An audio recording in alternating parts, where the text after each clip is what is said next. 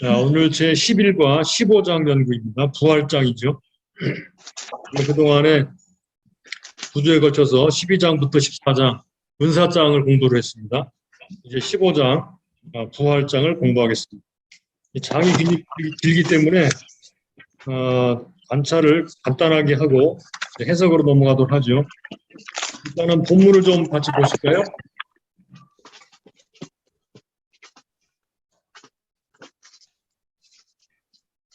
자, 핵심 단어를 함께 찾아서 표시해 보겠습니다. 먼저 찾아볼 단어는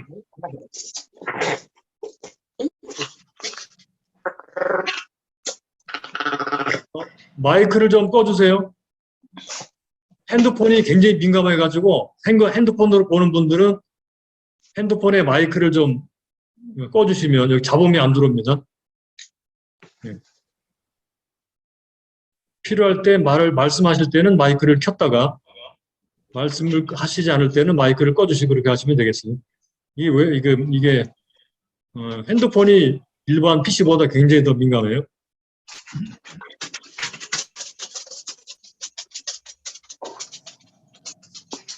자, 그러면 관찰 도표를 핵심 단어 한 두어 가지만 찾아 표시해보고 전체를 살펴보겠습니다. 먼저 복음이나 전파하다라는 말이 나오는데 복음. 자, 형제들아 내가 너에게 전한 복음을 여기 나오죠. 복음을 너희로 알게 하노니 이는 너희가 받은 것이요. 받은 것이 복음이죠. 그래서 받은 것, 또 그 가운데 선 것이라. 너희가 만일 나의 전한 그 말, 여기 그 말이죠. 이제 복음이죠. 전한 그 말을 굳게 지키고 헛되이 믿지 아니하였으면 이로 말미암아 구원을 얻으리라. 내가 받은 것, 요게 복음이죠. 내가 받은 것을 먼저 너에게 전하였노니, 예, 복음을 전하였노니, 요 전한다는 말도 표시를 같이 해주겠습니다. 이는 성경대로 그리스도께서 우리 죄를 위해 죽으시고 장사 지낸 바 되었다가 성경대로 사흘 만에 다시 살아나사 게바에게 보이시고 후에 12제자에게와 그 후에 500여 형제에게 일시에 보이셨나니. 자, 그 다음에 11절로 넘어가면요. 그러므로 내난 저희 너희 같이 전파하며, 예, 복음 전파, 이것도 표시해 주겠습니다. 12절, 그리스도께서 죽은 자 가운데서 다시 살아났다 전파되었거늘 너희 중에 어떤 이들은 어째 죽은 자 가운데서 부활이 없다 하느냐. 14절, 그리스도께서 다시 살지 못하였으면 우리의 전파하는 것도 헛것이요 또 너희의 믿음도 헛것이며. 네, 여기까지가 복음 또는 전파하다라는 말이 나옵니다. 그래서 이 복음이나 전파하다는 말을 쭉 따라 읽어보게 되면 기독교 복음이 뭐냐 하는 것을 알 수 있죠. 예, 기독교 복음은 바로 예수께서 죽으셨다가 사흘 만에 부활하셨다. 부활의 복음입니다. 예, 이 부활의 복음을 사도 바울이나 12사도가 전했다는 것을 볼 수 있습니다. 그러니까 부활의 복음을 믿지 않는 사람들은 또는 부활의 복음을 전하지 않는 사람들은 사실은 기독교인이 아니죠. 네, 이렇게 해서 전하다 복음이라는 말을 찾아보면서 15장에 나오는 이 부활의 복음에 대해서 살펴보았습니다. 그러면 구체적으로 부활 또는 다시 살아나다라는 말을 찾아 표시하면서 15장 전체 내용을 한번 파악해 보도록 하겠습니다. 자, 그러면 형제들아 내가 너에게 전하는 복음을 너희로 알게 하노니 이는 너희가 받은 것이요 그 가운데 선 것이라. 너희가 만일 나의 전한 그 말을 굳게 지키 헛되이 믿지 아니하였으면 이로 말미암아 구원을 얻으리라. 내가 받은 것을 먼저 너희에게 전하였노니 이는 성경대로 그리스도께서 우리 죄를 죽으시고 장사 지낸 바 되었다가 사흘 만에 여기 다시 살아나사 게바에게 보이시고, 이것도 좀 밑줄 그어놓겠습니다. 보이시고 후에 12제자에게와 그 500의 형제 일시에 보이셨나니. 그 중에 지금까지 태반이나 살아있고 어떤 이는 잠들었으며 그 후에 야고보에게 보이셨으며 그 후에 모든 사도에게와 맨 나중에 만삭되지 못하여 난 자 같은 내게도 보이셨느니라. 나는 사도 중에 지극히 작은 자라 내가 하나님의 교회를 핍박했으므로 사도라 칭함을 받기에 감당치 못할 자로다. 그러나 나의 나된 것은 하나님 은혜로 된 것이니 내게 주신 그 은혜가 헛되지 아니하여 내가 모든 사도보다 더 많이 수고하였으나 내가 아니요 오직 나와 함께 하신 하나님의 은혜로 그러므로 내나 저희나 이와 전파함에 너희도 이같이 믿었느니라. 자, 12절 그리스도께서 죽은 자 가운데서 다시 살아나셨다 전파되었거늘 다시 살아나셨다. 너희 중에 어떤 이들은 어째 죽은 자 가운데서 부활이 없다 하는가. 부활. 만일 죽은 자의 부활이 없으면 그리스도도 다시 살지 못하셨으리라. 그리스도께서 만일 다시 살지 못하셨으면 우리의 전파하는 것도 헛것이요 또 너희의 믿음도 헛것이며 또 우리가 하나님의 거짓 증인으로 발견되리니 우리가 하나님이 그리스도를 다시 살리셨다고 증거하였음이라. 만일 죽은 자가 다시 사는 것이 없으면 하나님이 그리스도를 다시 살리지 아니하셨으리라.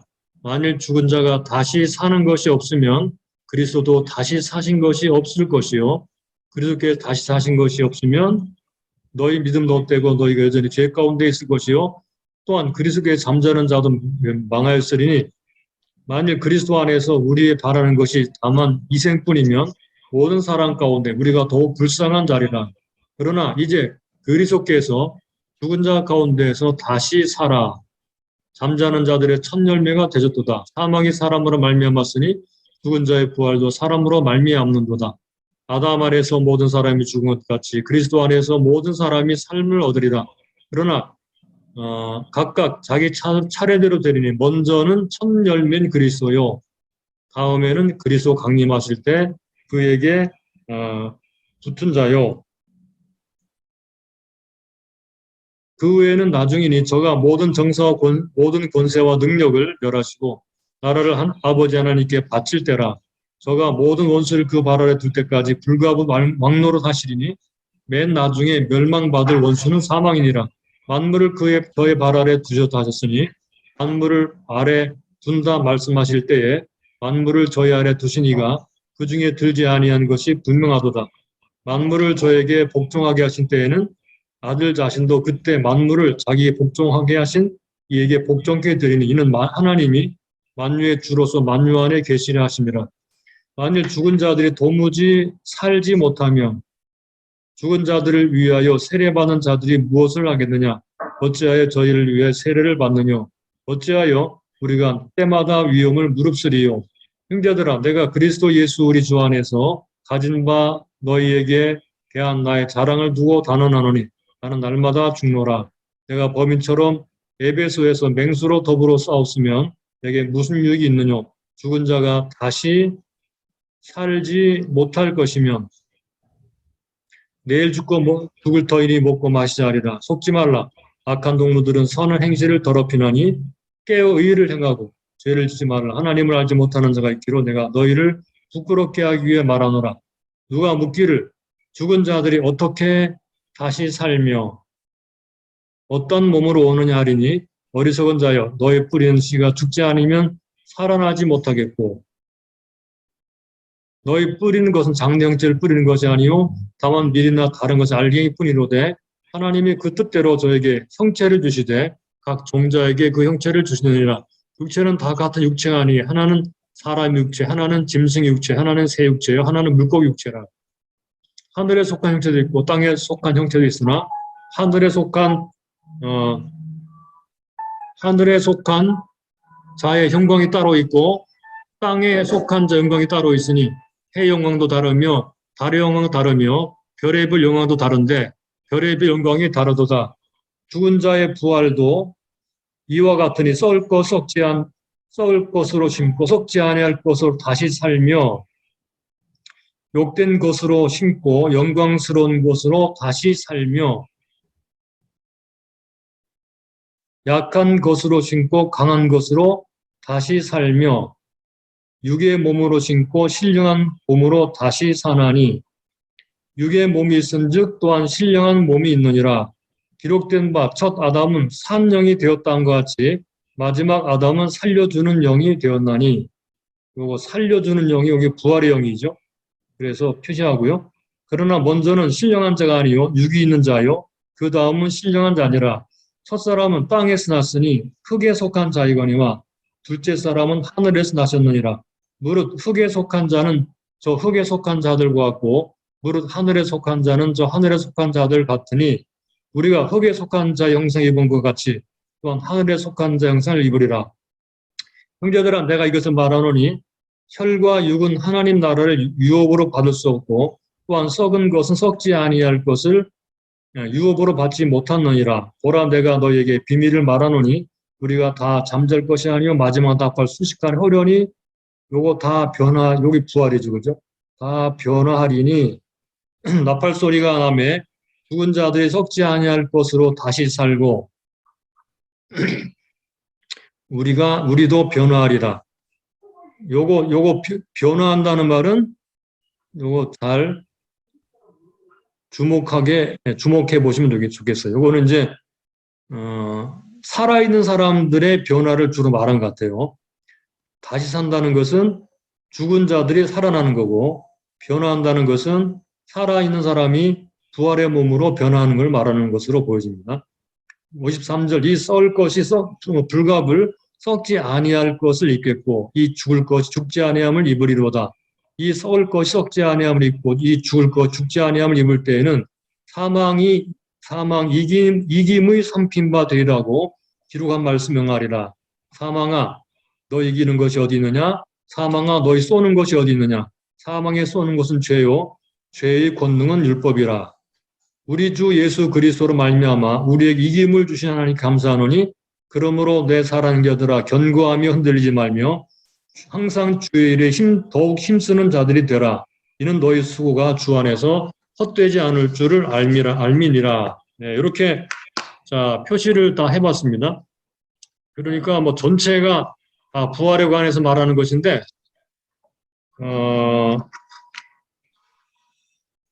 나중에 이제 해석을 할 때 좀 하나하나 나눠 보도록 그렇게 하겠습니다.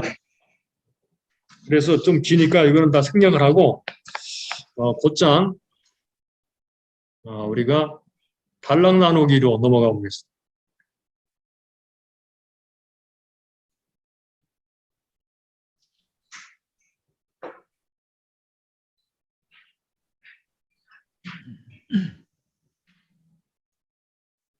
자, 다른 건 다 생략하니까 혹시 좀 더 확인하고 좀 더 자세하게 보기 원하시는 분들은 교재를 따라서 공부해 보시면 되겠습니다.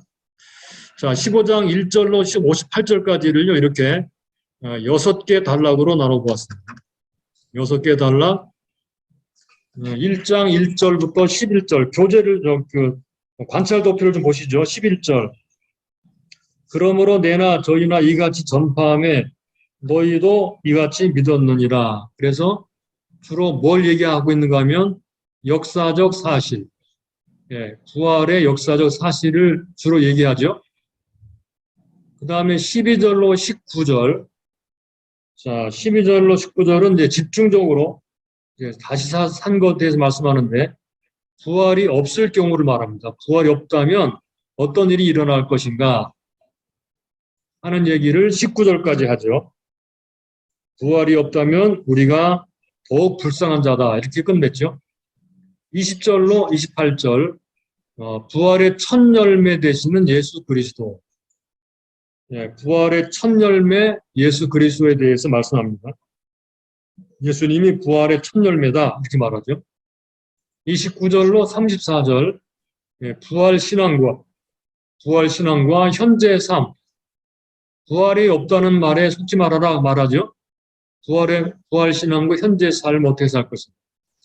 35절로 49절까지는 부활의 몸, 부활 때 몸이 어떻게 되는가 하는 걸 말하죠. 50절로 58절까지 사망에 대한 승리 부활, 이 사망에 대해서 최종적으로 승리를 하게 된다라는 말씀합니다.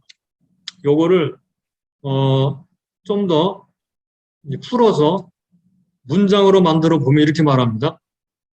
이렇게 바꿀 수도 있어요. 이제 제목을 예수 부활의 사실을 전하였다 이렇게 말하고, 두 번째, 부활이 없다면 그리스도도 다시 살지 못했다.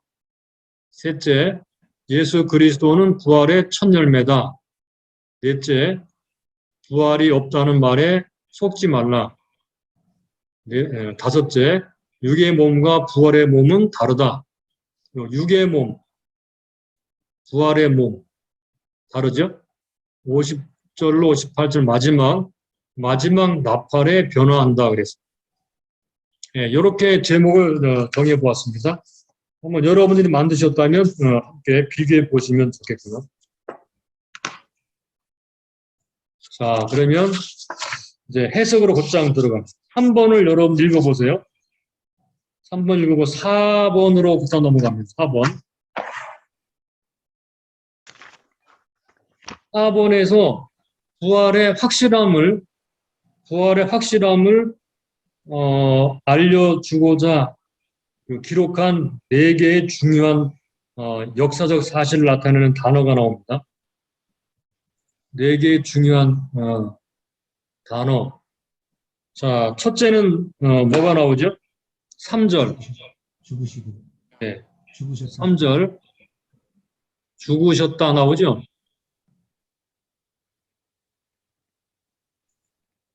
네. 부활을 나타내는 부활의 사실. 역사의 사실이죠. 예수님은 죽으셨다 그랬죠. 우리 죄를 위해 성경대로 죽으셨다. 그 다음에 4절이 또 뭐라 그러나요? 그리스도께서는 장사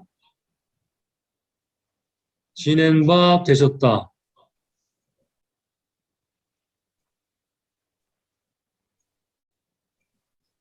그리고 세 번째, 또 4절에 이렇게 나오죠.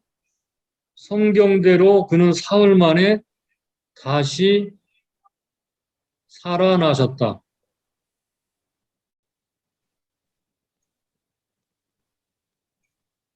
여기 한 단어씩입니다. 죽으셨다, 장사 지내졌다, 다시 살아나셨다. 그래, 그 다음에 네 번째, 5절부터 8절까지 해서 여러 번 등장하죠. 여러 번 나오죠. 하나, 둘, 셋, 네 번이나 나옵니다. 무슨 단어인가요? 여러 사람들에게 보이셨다. 요게 역사적 사실을 나타내는 4개의 단어입니다. 죽으셨다, 장사 지내졌다, 다시 살아나셨다, 보이셨다. 이게 본 사람, 목격자들이 나오는데 게바, 12제자, 500여 형제, 야고보, 모든 사도, 그리고 마지막에는 바울에게까지 살아나신 예수님이 보이셨다. 그래서 이 3절부터 5절까지는 주로 초대교회의 신앙 고백으로 보고 있습니다. 초대교회의 신앙 고백. 성경대로 죽으시고 장사 지낸 바 되셨다가 사흘 만에 다시 살아나시고 많은 사람들에게 보이셨다. 네, 이렇게 말씀합니다. 성경대로라는 말이 나오죠. 그죠? 성경대로. 3절에 보면 여기 성경대로라는 말이 나옵니다. 성경대로. 이 성경대로라는 말이 예수님께서도 성경대로라는 말, 성경을 말씀하셨어요. 그래서 여러분 교주 5번을 보실까요? 5번을 보시면 이게 다 읽지는 않겠습니다. 성경을 말씀한 구절만 잠깐 보죠. 여러분 밑줄 그으시면서 보시죠. 5번 누가복음 24장 25절 예수님 말씀하시기를 미련하고 선지자들의 말한 모든 것을 마음에 더디 믿는 자들이요. 예수님이 부활하신 뒤에 나타나셔서 하신 말씀이에요. 27절 모세와 및 모든 선지자들의 글로 시작하여 모든 성경에 쓴 바 자기에게 관한 것을 자세히 설명하시니라 그랬죠.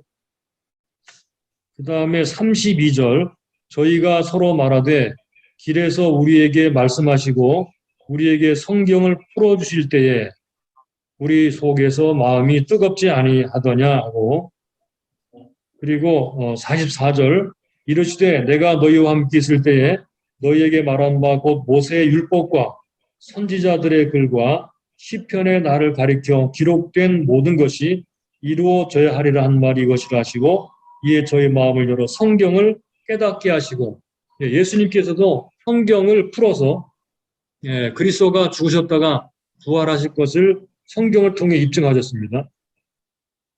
여기 나오는 모세 오경이죠, 그죠? 그 다음에 모든 선지자, 이 선지서. 이 선지서인데 옛날 유대인들은 그 역사서도 선지서에 집어넣습니다. 역사서, 선지서. 우리가 알고 있는 역사, 선지서는 선지서 속에 들어갔어요. 그리고 이제 시편. 이게 시가서 전체를 가리키는 거죠. 시편. 성경 전체입니다. 그죠? 그래서 이걸 다 풀어 말씀하시면서 그리스도가 죽은 자 가운데서 살아날 것이 성경에 예언되었다라고 말씀을 하셨습니다. 이 성경대로입니다.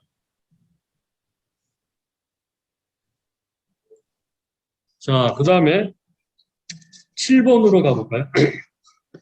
맨 마지막에 예수님의 부활을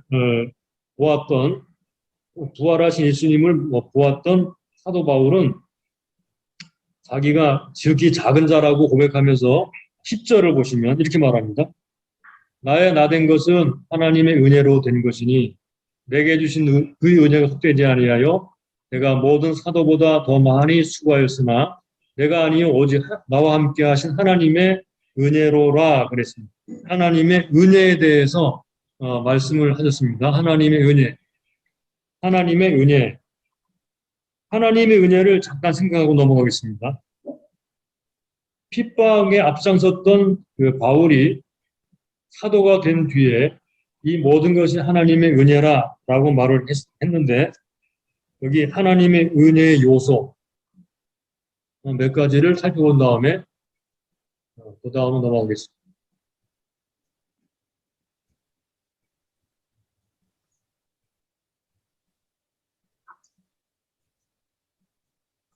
자, 하나님의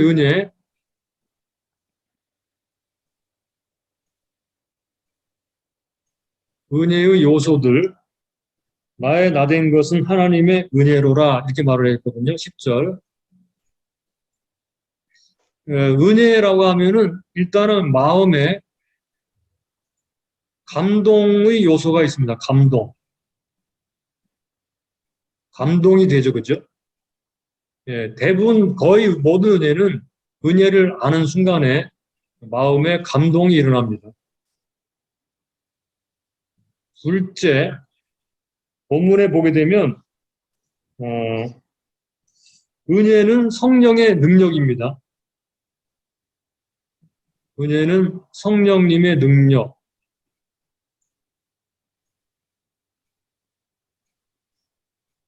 성령은 은혜의 성령이라 이렇게 말을 하죠. 은혜의 성령.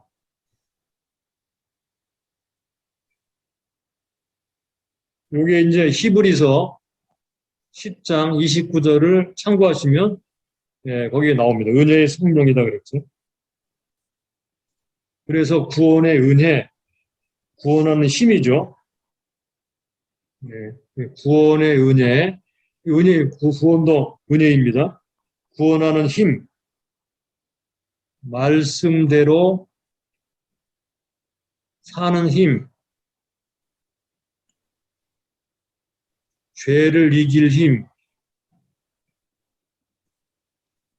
이게 다 은혜에서 오는 성령의 은혜의 성령으로 말미암아 오는 것이죠. 자, 세 번째, 수고하게 합니다. 은혜 받으면 수고합니다. 그죠? 은혜를 주신 성령의 그 감동으로 수고를 하게 됩니다.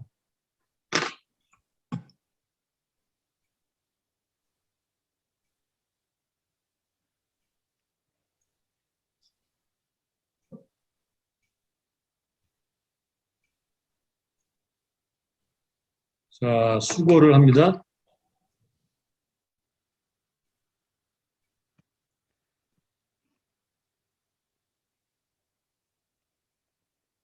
그래서 은혜를 갚고자 하는 마음이 생겨서 수고를 하게 되죠.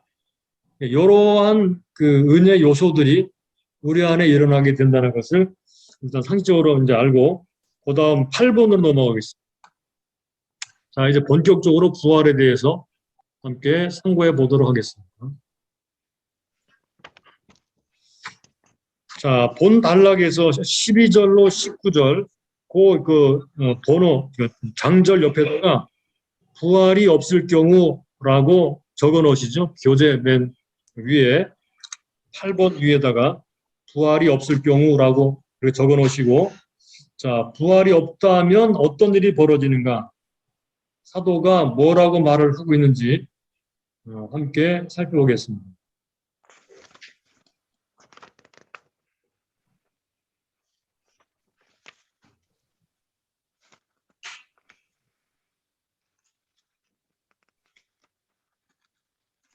부활이 없다면,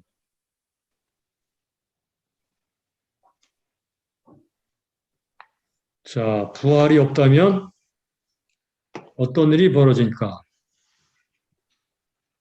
12절로 19절에 살펴보면 7가지를 말하고 있어요.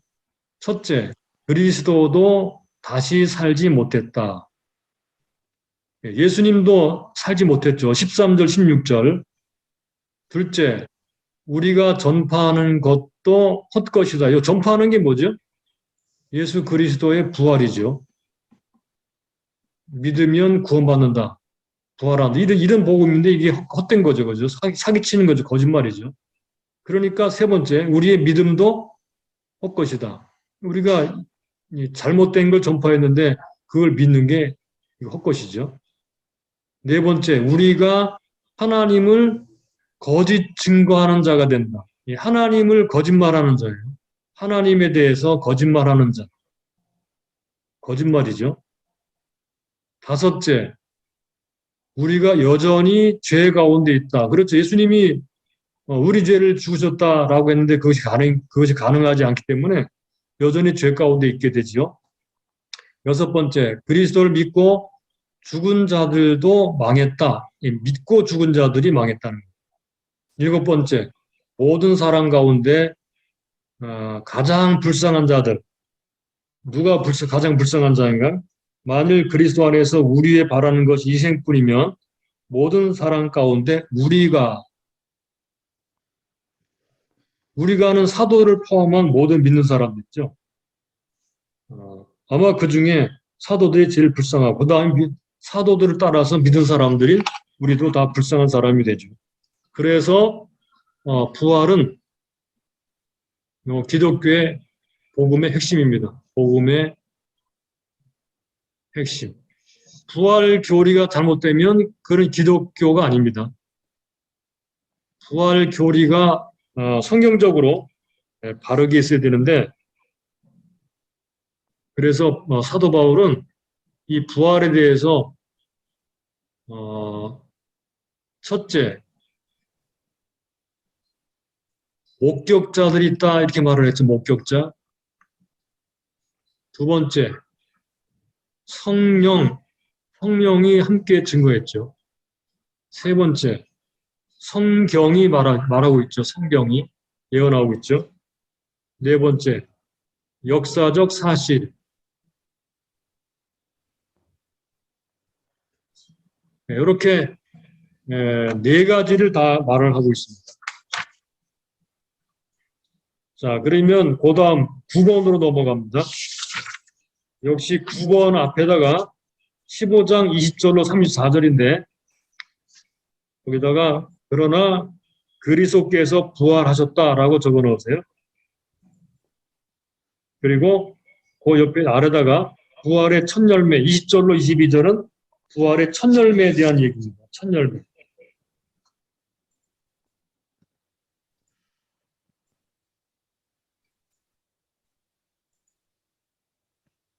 부활의 첫 열매. 여러분 교재 9번에 20절 보시면 그러나 그랬죠. 그러나 이제 그래서 그의 죽은 자 가운데 다시 살아라. 잠자는 자들의 첫 열매가 되셨도다. 이 첫 열매에 대한 연구를 잠깐 하겠습니다. 9번의 괄호 1번 첫 열매 연구하도록 되어 있죠. 이 첫 열매는 구약 성경에서 첫 것, 만물, 토지 소산의 만물 이런 것을 가리킬 때 쓰는 말인데 이 아파르케라는 말, 첫 열매라는 말은 크게 세 가지의 의미를 가지고 있습니다. 첫 열매. 일단 단어 자체 의미는 시작이라든가 단어 의미는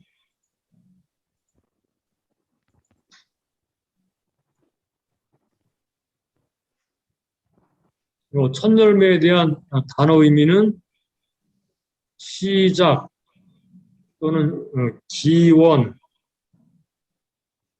원인, 첫 자리 요런 의미거든요. 그런데 이 단어가 성경에 쓰였을 때 성경에서 이 단어를 말을 할 때 어떤 의미로 사용되는가? 첫 번째, 모든 소산, 곡식이죠. 모든 소산 또는 모든 생산물. 그러니까 옛날에는 주로 곡식을 말하는데 처음 읽은 모든 소산의 처음 열매를 가리킬 때 이 말이 쓰였고 두 번째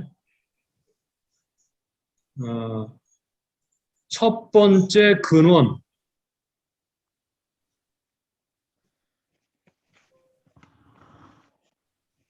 그러니까 이 말은 이 말이 붙어 나옵니다. 마지막 결과를 가능하게 하는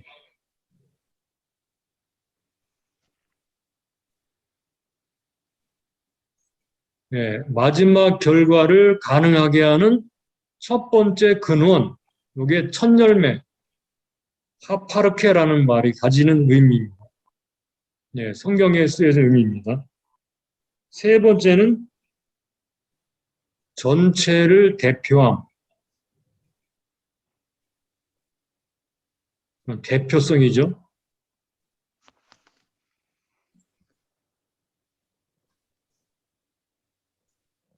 그래서 예수님이 부활의 첫 열매가 되셨다라고 말을 할 때는 예수님도 부활하신 것이지만 그러나 예수님으로 끝나는 게 아니고 예수님께 붙어있는 모든 사람들도 똑같이 부활한다라는 것을 말해주는 것입니다. 그래서 그리스도의 부활은 모든 믿는 사람들의 부활에 대한 보증입니다. 예수님의 부활, 그래서 예수 그리스도의 부활은 믿는 자의 부활에 대한 보증이다.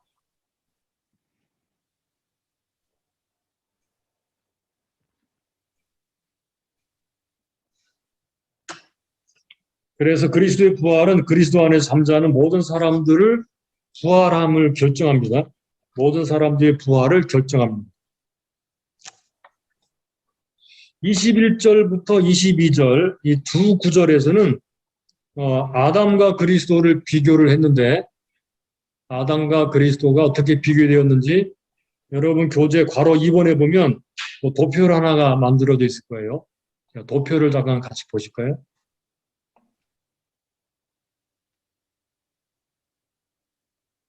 아담과 그리스도를 함께 비교해 보겠습니다.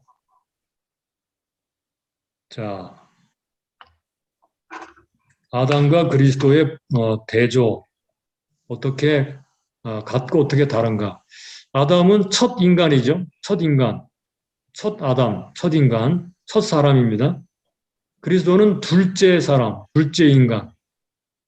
그래서 요거는 둘째 아담이라고도 부릅니다. 이건 첫 아담, 둘째 아담. 아담은 사망의 첫사람, 사망의 첫 열매라고 말할 수도 있겠죠. 사망. 그런데 그리스도는 부활의 첫 열매가 됩니다. 그러니까 아담에게 속한 사람은 다 사람이 되고 육을 가진 사람이 되죠. 그래서 다 죽죠. 그런데 그리스도 안에서 인류가 그리스도 안에 있게 되면 둘째 아담 아래서 새로운 사람이 되죠. 부활하는 사람 되죠. 아담은 아담 안에서 모든 사람이 죽습니다. 그리스도 안에서는 모든 사람이 삶을 얻습니다. 아담은 자연적인 역사적 인간의 대표입니다. 자연적 역사적 인간의 대표. 그리스도는 종말론적 인간의 대표, 즉 부활의 대표입니다. 그래서 아담을 첫 아담, 그리스도를 둘째 아담이라고 부른다는 것 우리가 기억하면 좋겠습니다. 우리가 어떤 아담 안에 있느냐에 따라서 영원히 죽거나 영원히 살거나 육으로 끝나거나 부활의 몸으로 살아나거나 둘 중에 하나가 결정이 되는 거죠. 누구 안에 있느냐, 누구와 연합하느냐에 따라서 사망과 생명의 운명이 결정됩니다. 그리스도 안에 있으면 죽음의 운명이 부활의 소망으로 바뀝니다. 믿는 자들 어떻게 그렇게 되냐? 믿음입니다. 믿음. 믿음으로 말미암아. 네, 간단하게 보이지만 이 안에는 엄청난 구속사적인 그런 은혜가 우리에게 부어진 거죠. 자, 그러면 10번으로 넘어가 볼까요? 10번.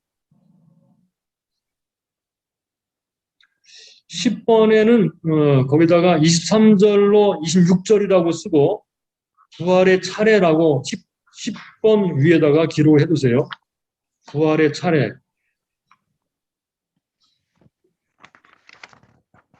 부활의 차례요.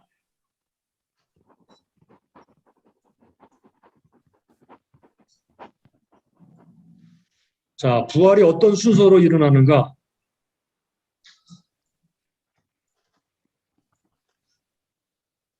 순서라고 해도 되겠죠, 그죠? 23절로 26절 안에 있는 말씀입니다. 부활의 순서. 첫째, 그러면 요거는 다른 말로 말하면 종말론적 최후의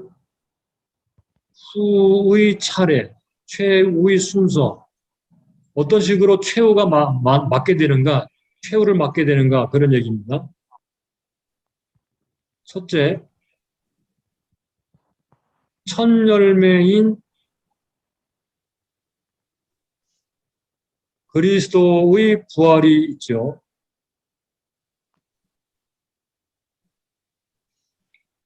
두 번째, 그리스도의 강림이 있습니다. 강림 때 어떤 일이 일어나는, 이게 이제 여기서, 그리스도의 강림이 있는데, 강림이 있을 때 부활이 일어나죠. 그죠? 어떤 일이 일어나는, 첫째, 그에게 붙은 자의 부활. 즉, 그리스도를 믿는 자들의 부활이죠. 그리스도에게 속한 자들의 부활이 일어납니다. 이때 어떤 일이, A는 일단은 변화, 산 자들의 변화, 그리고 죽은 자들의 부활.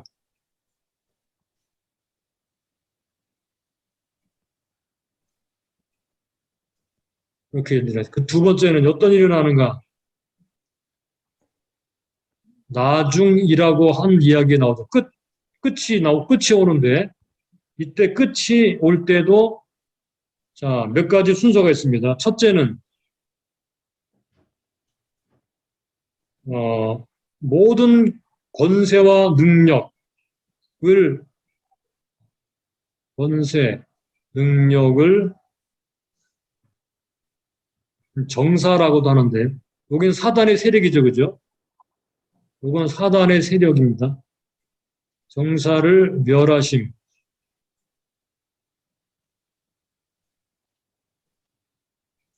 두 번째, 그 다음이 오는데, 예, 요 그 다음이 오는데,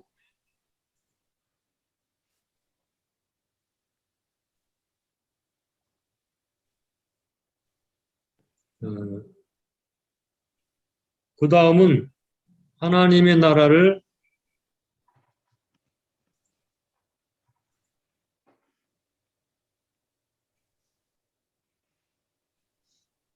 하나님 나라를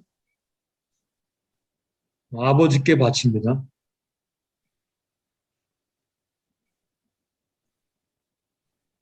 예수님이 오셔서 권세, 능력, 정사, 사단의 세력을 멸하시고 하나님의 나라를 아버지께 바치시고 세 번째 최종적으로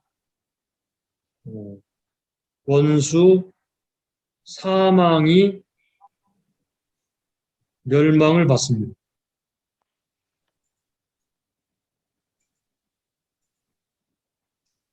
더 이상 이제 사망이 발붙일 곳이 없게 되죠. 그래서 끝이 옵니다. 이게 끝입니다. 요 꽃 끝 안에는 요 세 가지가 들어있습니다.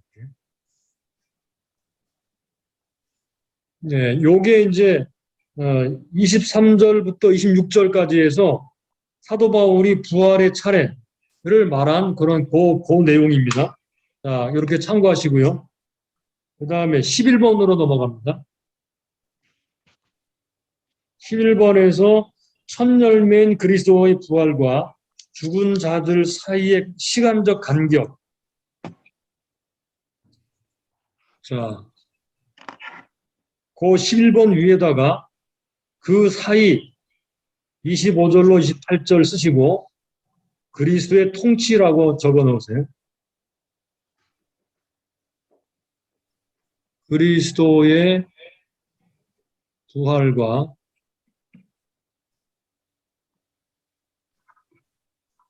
죽은 자들의 부활.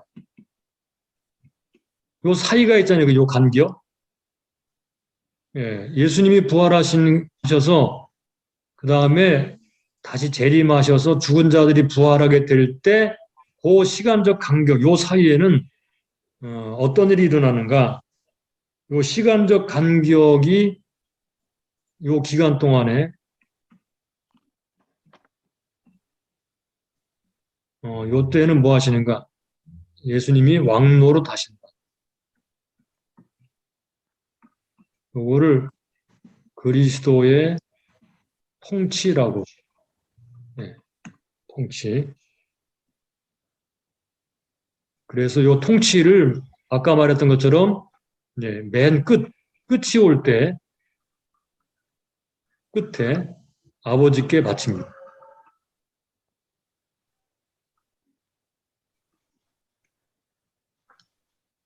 그러니까 지금은 어떤 시기인가요? 예, 그리스도께서 왕노릇하는 기간 동안입니다.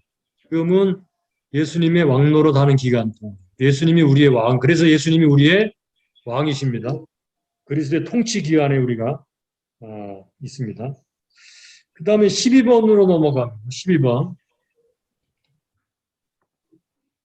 12번에서 거기다가 위에다가 또 그 사이 29절부터 34절이라고 적으시고 그리스도인의 삶, 예, 그리스도인의 삶이라고 적어 놓으세요. 12번.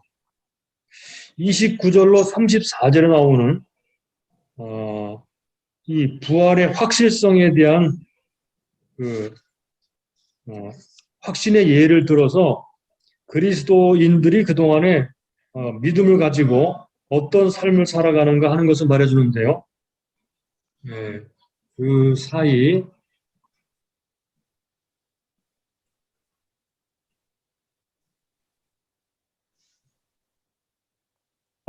아까는 우리가 그리스도의 통치를 보았죠, 그죠? 그리스도 통치하시는 동안에 우리가 실제로 하는 게 뭐냐 하는 이야기예요. 첫째로 죽은 자들을 위한 세례. 요게 29절에 나오는 건데 요건 무슨 의미인지를 확실히 알 수가 없어요. 보통 보수적으로 해석하는 사람들은 영적으로 죽은 자들을 위한 세례, 우리가 받은 세례라고 보고 있는데 그것이 확실한가는 알 수가 없어서 여러분들이 이것을 나중에 필요한 분들은 좀 더 연구를 해보세요. 아무튼 죽은 자들을 위한 세례에 대해서 말씀하고 있어요. 여기서 이제 뭐 천주교에서 죽은 자들을 위한 세례 이런 얘기 나오는데 우리는 그렇게 하고 있지 않죠. 아무튼 죽은 자들을 위해 세례받는 문제를 말을 했는데 이게 어떤 의미인지를 확실히 알 수 없고 우리가 그냥 알고 있는 대로 영적으로 죽은 자들이 믿음으로 세례받는 거라고 그렇게 알고 있는 것도 괜찮다고 생각이 되는데 잘 모르겠어요. 두 번째, 어떤 일이 벌어지느냐? 고난이 있습니다. 고난. 이 고난을 대표적으로 보여주는 사람이 바로 사도 바울입니다. 사도 바울의 고난이 30절로 32절 상반절까지 나옵니다. 고난받죠, 그죠? 예, 사도 바울만 받는 것이 아니고 우리도 받죠. 믿음으로 말미암아 받는 고난이 있습니다. 세 번째, 선한 행실입니다. 이게 33절부터 34절까지. 자, 잠깐 보실까요? 속지 말라 악한 동무들은 선한 행실을 더럽히나니 깨어 의를 행하고 죄를 짓지 말라. 하나님을 알지 못하는 자가 있기로 내가 너희를 부끄럽게 하기 위하여 말하노라 그랬습니다. 선한 행실, 속지 말라. 뭘 속지 말라고 말하는 거죠? 예, 부활이 없다 하는 사람들에게 속아 하나 살게 되면 그 사람은 부활이 없으니까 이렇게 말하죠. 32절을 보세요. 내가 범인처럼 에베소에서 맹수로 더불어 싸웠으면 내게 무슨 유익이 있느냐? 죽은 자가 다시 살지 못할 것이면 내일 죽을 터이니 먹고 마시자 하리라. 이렇게 산다는 거예요. 이렇게 사는 사람이 왜 사느냐? 부활이 없다고 믿기 때문에. 그러나 이런 말에 속지 말아라. 부활은 있으니까 선하게 살아라. 깨어 의를 행하고 죄를 짓지 말아라 라고 말합니다. 그러니까 부활이 있다고 믿는 사람들은 선한 삶을 살게 됩니다. 요게 그리스도의 통치 기간에 실제로 땅에 사는 사람들이 주로 이거는 믿음의 행위지, 믿음의 행위고 이거는 이제 삶을 살아가면서 고통받는 거죠. 그리고 믿음으로 살아가는 거죠. 만약에 부활이 없다고 한다면 이런 태도는 소용이 없게 되는 것입니다. 자, 그러면 이 선한 행실, 요 부분을 또 좀 따로, 좀 더 13번에 가서 보도록 하겠습니다. 13번.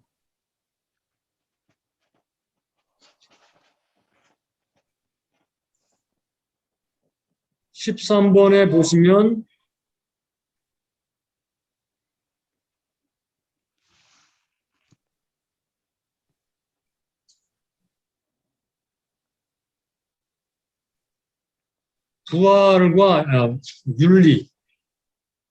부활과 윤리적인 삶의 관계를 연구하도록 되어 있는데 부활 교리와 윤리적인 삶, 부활 교리와 윤리. 첫째, 부활을 주장하며 고난받는 삶, 날마다 죽노라 그랬죠? 날마다 죽는 것과 같은 삶이 의미가 없죠. 부활이 없다고 하면은 고난받는 삶이 아무런 의미가 없습니다. 이 고난받는다, 여기 뭐가 빠졌죠, 그죠? 부활이 없다고 주장하면, 잘못 적었네요. 부활이 없다고 주장하면, 고난받는 삶이 의미가 없습니다.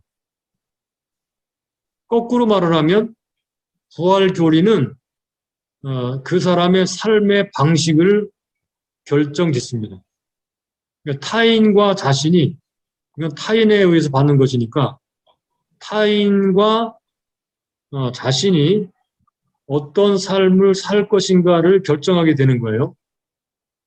둘째로 부활이 없으면 죽으면 그만이니 먹고 마시자 하는 방탕한 삶을 살게 됩니다. 부활이 없다면 타인과 자신이 이 부활이 없다고 주장하는 것에 의해서 어떤 그 결과가 나타나요. 타인에게 고난받지 않게 되고 그리고 자기는 방탕한 삶을 살게 됩니다. 그러므로 부활을 믿는 자는 이런 자들에게 속아서는 안 됩니다. 그러니까 윤리관이 확실해야 됩니다.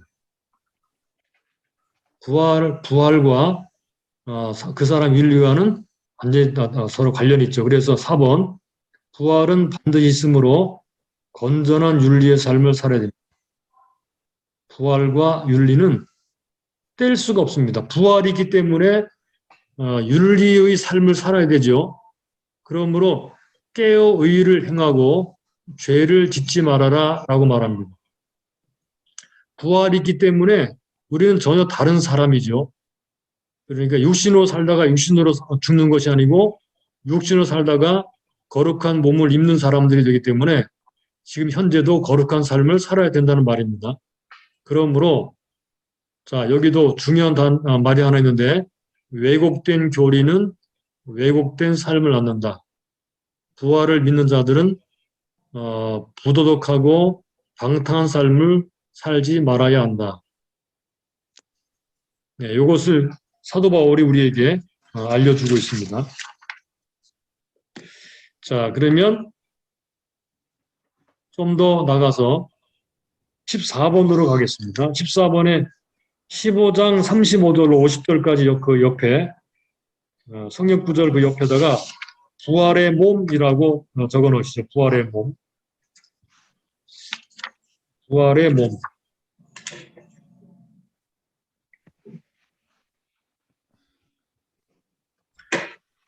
죽은 자들이 어떻게 살며 어떻게 다시 살며 어떤 몸으로 오는가 35절에 대한 질문을 하면서 답변을 하고 있는데 이 구절에서 우리가 결정적 원리를 말해주는 구절이 하나 있습니다. 자, 50절을 보실까요? 50절. 형제들아 내가 이것을 말하노니 혈과 육은 하나님 나라를 유업으로 받을 수 없고 또한 썩은 것은 썩지 아니한 것을 유업으로 받지 못하느니라. 하나님의 나라를 유업으로 받는 사람은 혈과 육이 아닙니다. 썩을 몸이 아니라는 것입니다. 그래서 하나님의 나라를 유업으로 받는 그런 사람은 부활의 몸을 입는 사람이에요. 부활의 몸을 입어야만 즉 그리스도와 같이 변화된 몸, 부활의 몸을 가져야만 하나님 앞에 갈 수 있고 하나님의 나라를 유업으로 받을 수가 있습니다. 육신으로 가는 것이 아닙니다. 우리가 지금 썩을 육신, 사라질 육신, 변화되지 않은 육신을 가지고 하나님 앞에 갈 수 있는 것이 아니라는 말씀을 분명히 하고 있습니다. 자, 그러면 36절로 49절에 나오는 이 몸에 대한 이야기를 쭉 목록으로 한번 보겠습니다.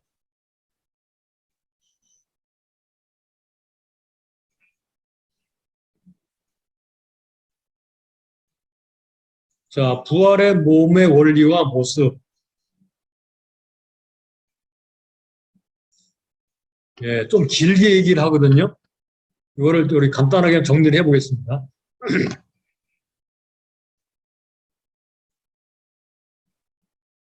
첫째는 식물 비유가 나옵니다. 36절로 38절. 부활의 몸은 부활전의 몸과 연속성의 차원에서 다르다 그랬어요. 연속성의 차원에서 다르다. 자, 식물의 씨는 뿌려져 죽어야 살아나죠. 식물의 씨와 씨에서 나온 형태는 다릅니다. 그죠? 씨와 형체는 달라요. 만약에 쌀을 얻기 위해서 우리가 뭘 심는가 하면 벽씨를 심죠. 근데 거기서 싹이 나오면 그 벼는 형체가 다르죠. 그래서 밀이나 다른 알갱이를 뿌리면 형체가 나타납니다. 씨에 따라서 형체가 다릅니다. 그렇죠?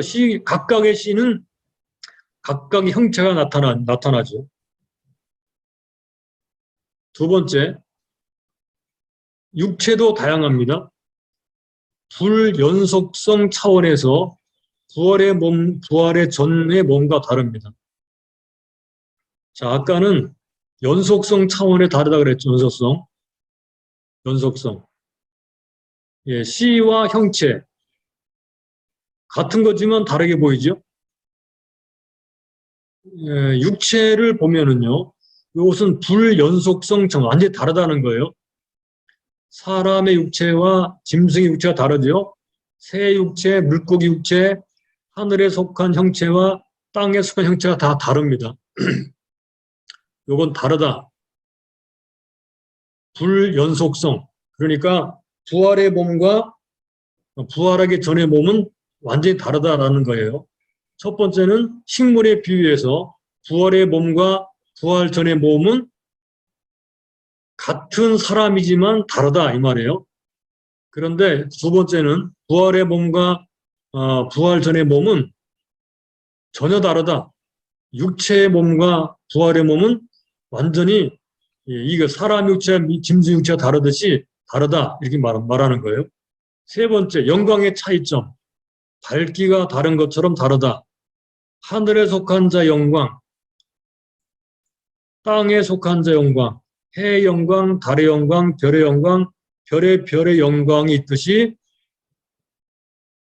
영광, 밝기가 다른 것처럼 다르다. 40절로 41절 그렇게 말하고 있죠. 그죠? 네 번째, 죽은 자의 부활의 몸 42절로 49절 썩을 것이 썩지 않을 것으로 다시 산다. 욕된 것이 영광스러운 것으로 다시 산다. 약한 것이 강한 것으로 다시 산다. 육의 몸이 신령한 몸으로 다시 산다. 육의 몸은 땅에서 났고 땅에서 그 다음에 부활의 몸은 하늘에서 나는 거다 그랬죠. 흙에 속한 형성이 있는가 하면 하늘에 속한 형성이 있는다 그랬어. 우리가 육의 몸은 흙에 속한 자 형상이고 하늘에 속한 자 형상은 부활의 몸입니다. 썩을 것, 썩지 않을 것 있는다. 이건 변화된다. 요거는 이제 죽은 자나 산 자나 똑같이 되는데 여기 변화는 주로 살아있던 자들의 변화를 말하는 것을 보여요. 죽을 것이 죽지 아니함을 입는다. 요게 부활의 몸에 대한 이야기. 우리가 이제 죽거나 아니면 주님이 오실 때 완전히 그리스도의 몸처럼 그렇게 변화된다는 것, 부활한다는 것을 말씀을 해주고 있습니다.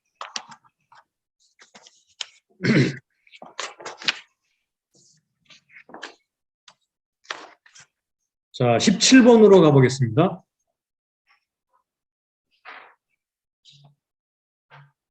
17번. 요 몇 가지 단어를 한번 생각해 보죠. 어떤 일이 벌어지면 51절을 보겠습니다. 보라 내가 너에게 비밀을 말하노니 우리가 다 잠잘 것이 아니요 마지막 나팔에 순간에 호련히 변화하리니. 자, 51절 마지막이라는 말이 나오는 에스카토스. 이 마지막이라는 말은 맨 끝의라는 말이에요. 맨 마지막, 맨 끝의 또는 최후의라는 소리입니다. 최후의. 마지막에 나팔 소리가 나고, 그 다음에 두 번째, 순식간에라는 말은, 그건 한순간에, 아주 짧은 시간을 말하는 것입니다. 그러니까 그 말은 둘로 잘라질 수 없는, 나눌 수 없는 라는 것을 의미합니다. 시간적으로 둘로 잘라질 수 없는, 혹은 나눌 수 없는 아주 짧은 순간, 한순간에 그런 말입니다. 요거는 시간을 강조하는 말이고, 여기다 시간을 강조라고 써놓으세요. 순식간에라는 말은 시간을 강조하는 아주 짧은 시간을 말합니다. 그 다음에 호련이라는 말이 나와요. 호련이 다 변화하리니. 요 호련이라는 말도요. 흐리페라는 말인데, 이건 일순간이라는 말입니다. 이것도 가장 짧은 가능한 시간을 말하는 단어이긴 하지만 여기서는 상태를 강조하는 의미의 단어입니다. 상태. 변화를 강조합니다. 변화.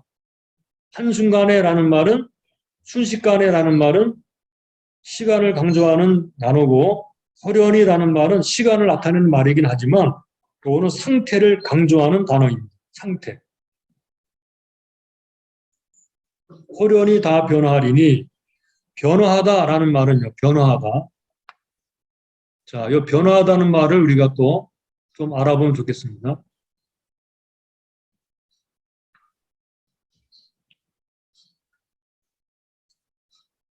여기 변화하다라는 말이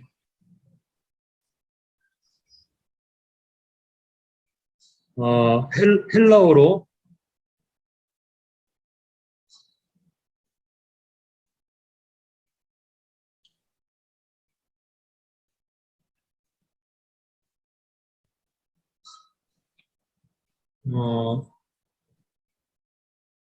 알라소라는 말이거든요. 알라소.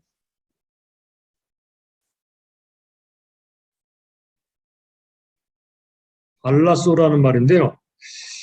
요 알라소라는 말이 51절하고 52절에 나옵니다. 52절에 나오는데 여기 변화한다는 말이 어떤 의미인가를 알려면 이 알로스라는 말과 헤테로스라는 말을 알아야 됩니다. 알로스. 그리고 또 하나는 헤테로스.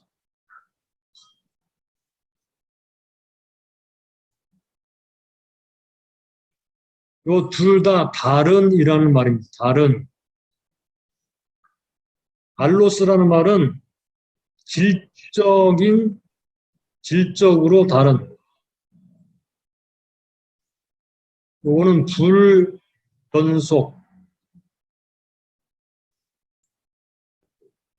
질적으로 다른 불연속성을 말하고요. 헤테로스라는 말은 요거는 종류의 차이입니다. 요거는 연속. 종류의 차이. 연속. 그러니까 이 알라소라는 말이 바로 여기서 왔거든요. 질적으로 다른.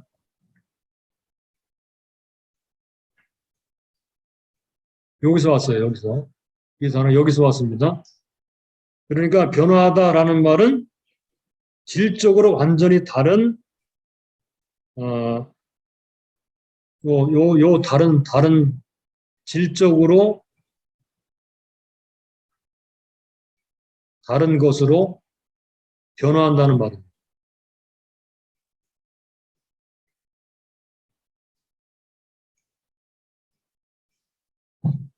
그러니까 육신의 몸이 그 부활의 몸으로 바뀌는 것은 알로스가 아니고 헤테로스가 아니고 알로스다라는 말입니다. 그러므로 우리가 부활이라는 것은요. 두 가지가 해당이 되는데 첫째는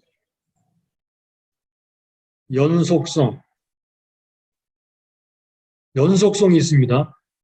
그러니까 만약에 내가 부활한다 그러면 나면 여기 이제 육신이 나면 역시 부활의 몸도 나죠. 여기 연속성입니다. 그죠? 그러나 두 번째 불연속성이 있는데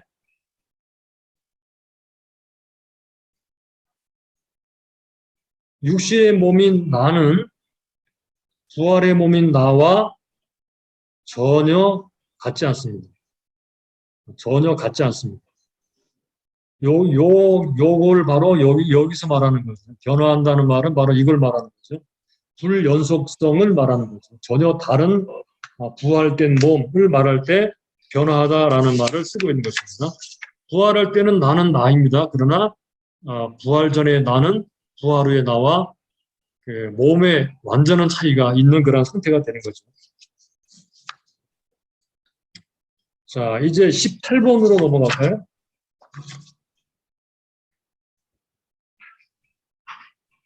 18번에 51절로 57절까지 마지막 부활의 순간에 대한 묘사를 함께 찾아보겠습니다.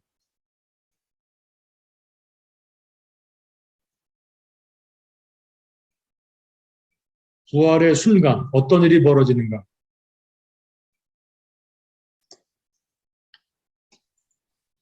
자, 첫째, 최후의 나팔 소리가 난다. 그랬죠? 둘째, 죽은 자들이 다시 산다. 이건 죽은 자들, 예수님이 재림하셨을 때 죽어있는 자들. 세 번째, 살아있는 자들이 변화된다. 요거는 예수님 재림하실 때 죽지 않고 살아남아 있는 사람들이 변화됩니다. 네 번째, 이 변화 또는 부활은 순식간에, 아까 시간 강조라 그랬죠. 호련히, 같은 시간이지만 상태를 강조한다 그랬죠. 순식간에 호련히 일어난다. 아주 짧은 시간 안에 일어납니다. 엄청나게 짧은 순간에, 찰나에 완전히 바뀝니다. 다섯째, 썩지 않는 몸, 죽지 않는 몸으로 변화됩니다. 여섯째, 부활은 사망에 대한 완전하고도 종말론적인 승리입니다. 승리가 최종적으로 일어나게 됩니다. 그래서 사망은 더 이상 우리에게 권세를 행사할 수 없고 결정적으로, 최종적으로 패합니다. 이게 15장에서 말하는 부활의 순간에 대한 이야기입니다. 자, 이제 마지막으로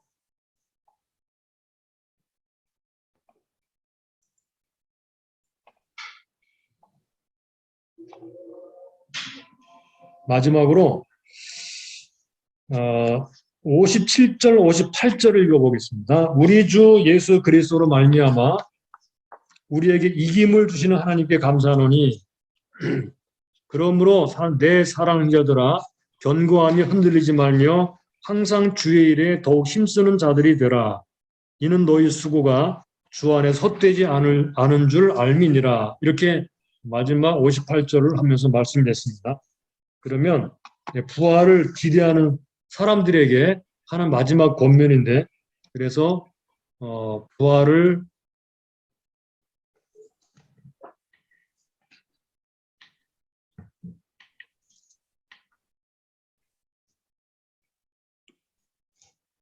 기다리는 삶 또는 부활을 기대하는 삶.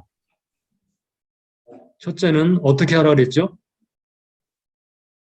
이김을 주시는 하나님께 감사하노니. 역시 우리도 감사해야죠, 그죠? 이김, 승리, 사망에 대한 승리, 이김을 주시는 하나님께 감사.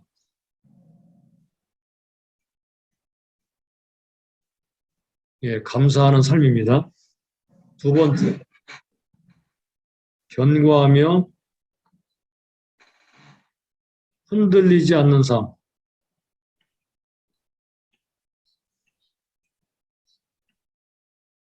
견고하며 흔들리지 않는 삶.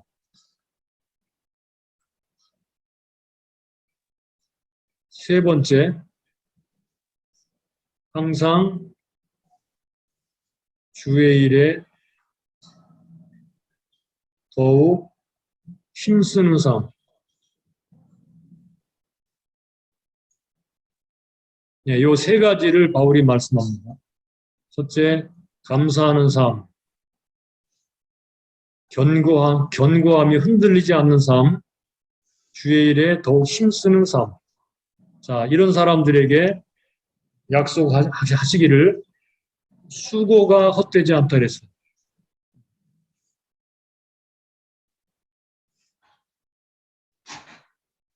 이게 약속입니다.